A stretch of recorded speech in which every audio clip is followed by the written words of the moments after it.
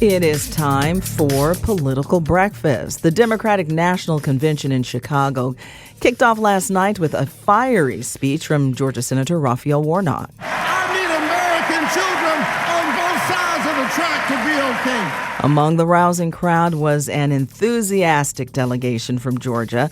The throng went on to cheer on President Joe Biden as he officially passed the torch to his Vice President Kamala Harris. Here this morning to assess are Republican strategist Brian Robinson and the Atlanta Civic Circle's Saba, who's in for Theron Johnson. Good morning to both of you. Good morning. Good morning. Good morning. I know you all were watching. So first, what did you make of Senator Raphael Warnock? He's considered up and coming in the Democratic Party, and he had quite the reception, didn't he? He did. You know, if you go to Ebenezer, you understand why Raphael Warnock was on that stage. Ending with "We can heal the land" was just a really remarkable line. It's a line of unity. It's a line of telling Republicans and Democrats, let's come together, let's do something different in 2024.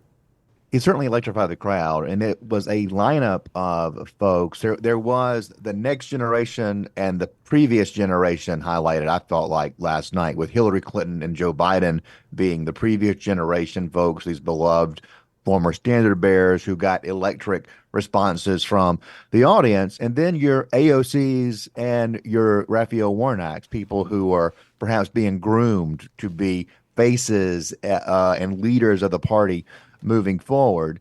And obviously, I've always said here on Political Breakfast, he's the greatest political performer that I've ever seen in Georgia politics. His TV commercials kind of have this star quality in his campaigns. And that's a huge asset in politics. I will say a couple of things. One, I heard a lot of God and flag thematics last night in a party that is largely secular. And I thought about that as I was listening to Reverend Warnock speak last night, quoting the Bible to a convention full of a party that, majority of which are not churchgoers or people who put faith in a particularly important part of their life. And there was an emphasis on patriotism that I think has been lacking in Democratic politics for a long time, sort of a reaction to patriotism in the past. So I think they're trying to make up some of that ground with these groups that they have lost, the people of faith, people who are patriotic. And I thought there was an overemphasis on abortion rights last night. I know it's a big issue. It's one where they have a polling advantage. But the Republicans have a polling advantage on the issues that voters care the most about, immigration and the economy. What it reemphasized for me, Lisa, was the Democrats are going to focus on an issue that's not the biggest issue on voters' minds. That's an opening for Republicans. Republicans have to be smart enough to walk through that door. Saba, was there an overemphasis on that, an issue that is talked about a lot here in Georgia? It is. I mean, I think this election at some point will come down to men versus women. You see the Trump campaign really making a play for men. I think you see the Kamala Harris campaign really making a play for women. But I didn't hear just abortion. I heard a lot about fighting for working families. I saw a lot of women supporting other women, which is a key thing, a key message to make out there. You heard a lot about honesty and decency and integrity. And dignity. So I think it was really a message across the speakers from President Biden all the way down, where it was about the future of America. It was about coming together. It was about, I am in this with you. And that is a distinction that we have not quite seen on the Republican side. Let's quickly talk about the Biden moment.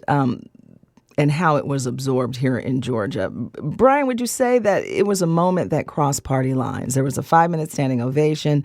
There were tears from President Biden and a pledge to stand by Harris every step of the way. Republicans could not help but embrace this moment, right?